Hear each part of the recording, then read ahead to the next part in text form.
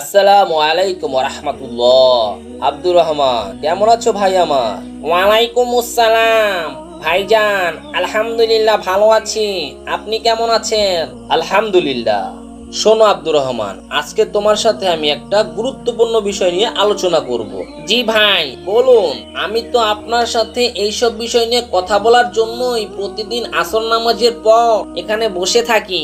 ধন্যবাদ ভাই আমার। আচ্ছা, তুমি কি জানো আমাদের নবীর জীবন ব্যবস্থা কেমন ছিল? আসলে ভাই আমি তো জানতাম উনি একেবারে সাদাসিধে জীবন যাপন করতো। একেবারে ঠিক কথা বলেছো। উনি ওনার জীবন দশায় কখনোই অর্থলোভী ছিলেন না, কখনোই ভোগবিলাসিতায় মগ্ন ছিলেন না। উনি একেবারেই সাদাসিধে জীবন যাপন করতেন। উনি কি চাইলে সমস্ত পৃথিবীটাকে তার হাতের মুঠোয় আনতে পারতো না? অবশ্যই ভাইজান, কারণ ওনাকে তো আল্লাহ সুবহানাহু ওয়া তাআলা খুব ভালোবাসেন।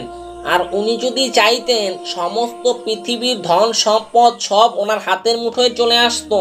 এই তো বুদ্ধিমান ছেলে, তুমি তো সবই বুঝতে পেরেছো। আমাদের নবী যদি চাইতেন তাহলে সমস্ত ধন সম্পদ তার হাতের মুঠোয় চলে আসতো, কিন্তু তিনি তা চাননি। তিনি সাধারণভাবে জীবনযাপন করে মানুষকে শিক্ষা দিয়ে গেছেন যে সাধারণভাবে জীবনযাপন করাটাই হচ্ছে উত্তম জীবন ব্যবস্থা। কিন্তু তোমাকে যদি আমি আজকে একটা ভন্ডের ব্যাপারে বলি, তাহলে তুমি তার জীবন ব্যবস্থাটাকে একটু আল্লাহ নবীর জীবন ব্যবস্থার সাথে তুলনা করো। দেখবে সে যে কত বড় ভণ্ড, তার প্রমাণ সে তার কর্মকাণ্ডের মাধ্যমেই দিয়ে দিবে। আচ্ছা ভাইজান বলুন। তুমি কি বাংলাদেশে ইসলামী আন্দোলন চরমনাইয়ের নাম শুনেছো? হ্যাঁ ভাই শুনেছি। চরমোনাই তো বাংলাদেশের একটা বৃহৎ দল।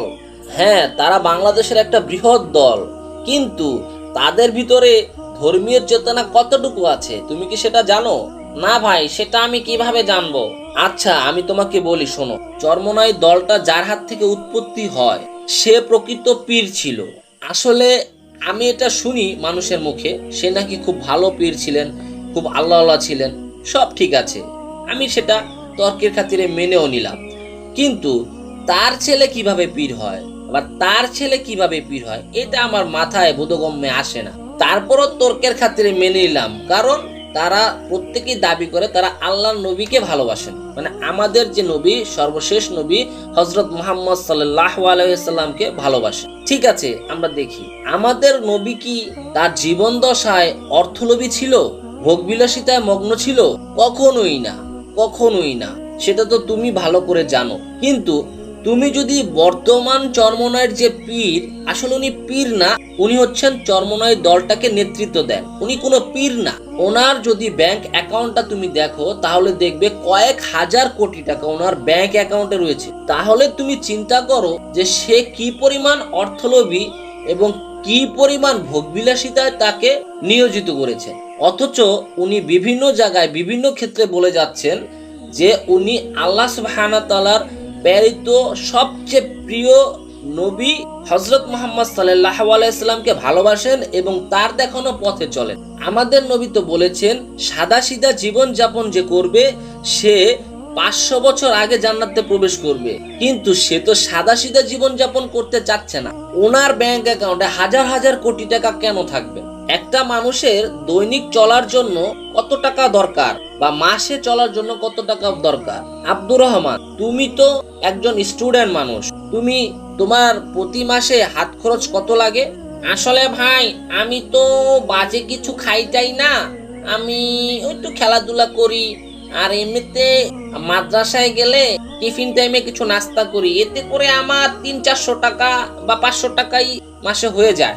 তোমার স্টুডেন্ট মানুষ 500 টাকা হাত খরচ হয়ে যায়, আর চরমোনার যে সভাপতি মানে যে পীর, তার না হয় মাসে 5,000 টাকাই হাত খরচ লাগুক, তার পাশাপাশি তার খাওয়া খরচ বাবদ, থাকা খরচ বাবদ না হয় আরো 10,000 টাকাই লাগুক, সর্বোচ্চ না হয় তার 20,000 টাকাই লাগুক। কিন্তু তার অ্যাকাউন্টে এত টাকা কেন?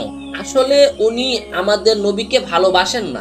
যদি উনি আমাদের নবীকে ভালোবাসতেন তাহলে অবশ্যই এই অর্থগুলো তার অ্যাকাউন্টে না রেখে বাংলাদেশে অসংখ্য গরিবদেরকে, অসংখ্য এতিমদেরকে এই টাকাগুলো বিলিয়ে দিতেন। তাহলে তুমি বুঝতে পারছো যে বাংলাদেশে সবচেয়ে বেশি যে ব্যবসাটা হয় সেটা হচ্ছে ধর্ম ব্যবসা।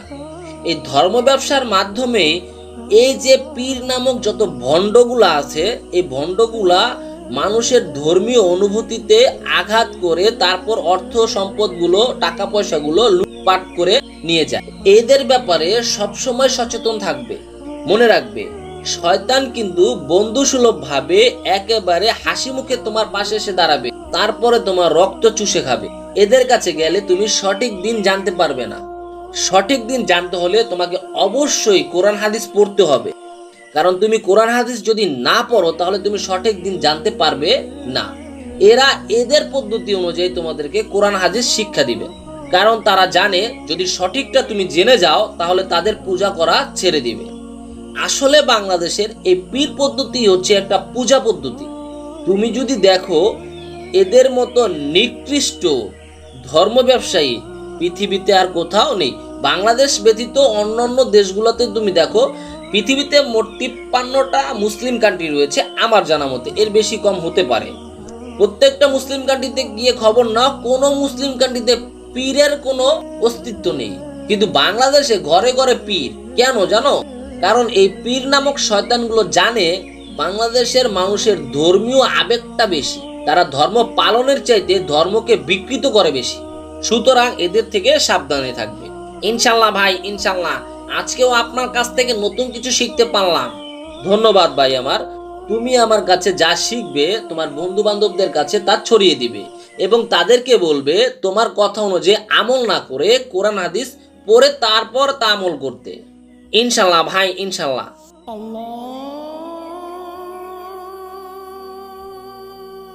চলো আব্দুর রহমান, ওই তো মাগরিবের আজান দিচ্ছে, আমরা এখন নামাজে যাই। চলেন ভাই।